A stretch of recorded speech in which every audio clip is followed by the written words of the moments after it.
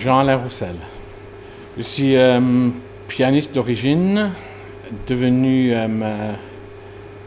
compositeur, réalisateur et travaillant beaucoup dans les 70s avec des synthétiseurs et surtout autour des...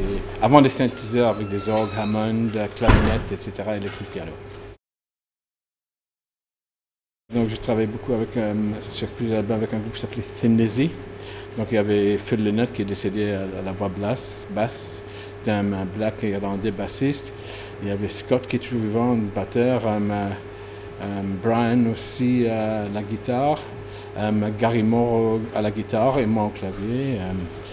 Et en Angleterre, étant donné qu'il y avait beaucoup d'activités dans le monde de session work, et j'avais un style un peu particulier, et je travaillais en même temps avec Cat Stevens. Je fais beaucoup de disques avec des gens qui étaient sur Island, donc tous les Maytals,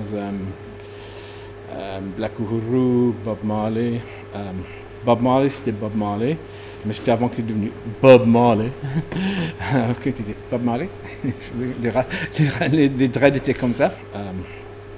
Beaucoup de disques avec Joe Cocker, par exemple. Un grand ami lyriciste, parolier, qui est bassiste, Roger Glover, avec qui on a fait beaucoup de choses. Il est le bassiste de Deep Purple, Robert Palmer, faisable avec lui. La liste est très longue. Heureusement.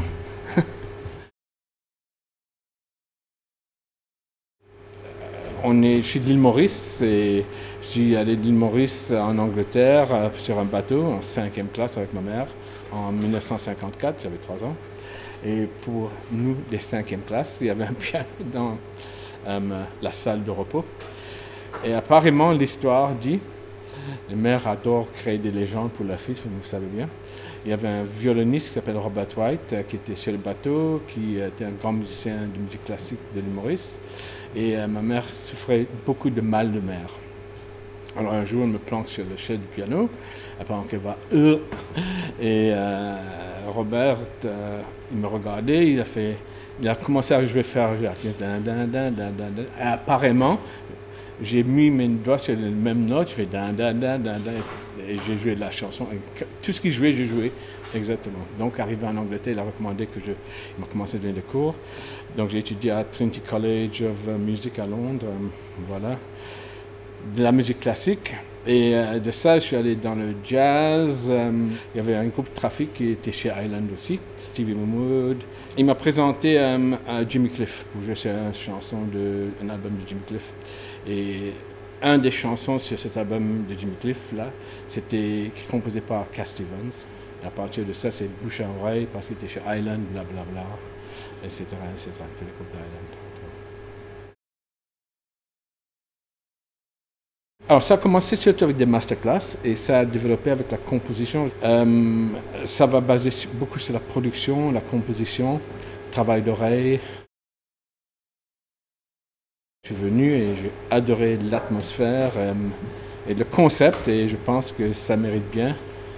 La France méritait bien d'avoir un cours Florent musique. Voilà. Ce qui m'apparaît important de ce que j'ai vu, le peu de temps que j'y suis depuis quelques mois, c'est que mon français n'est pas terrible, hein, donc, mais la diversification et les différentes branches de l'école. Donc, même si tout le monde a une spécificité, ils encouragent, les professeurs et le planning encouragent tout le monde de faire un peu de tout.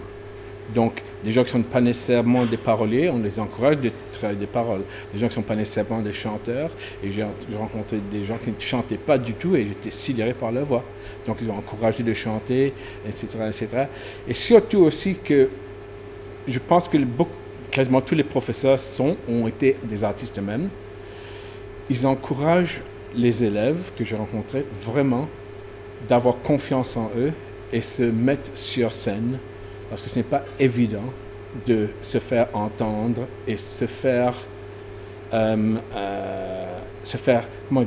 écouter par des gens et aussi par rapport à soi-même s'auto-juger, qui est très dur. Donc avoir plus d'amour pour eux-mêmes et plus de joie de faire de la musique un métier. Donc, c'est pas seulement... donc, c'est la largeur de tout ce qui est enseigné. Voilà.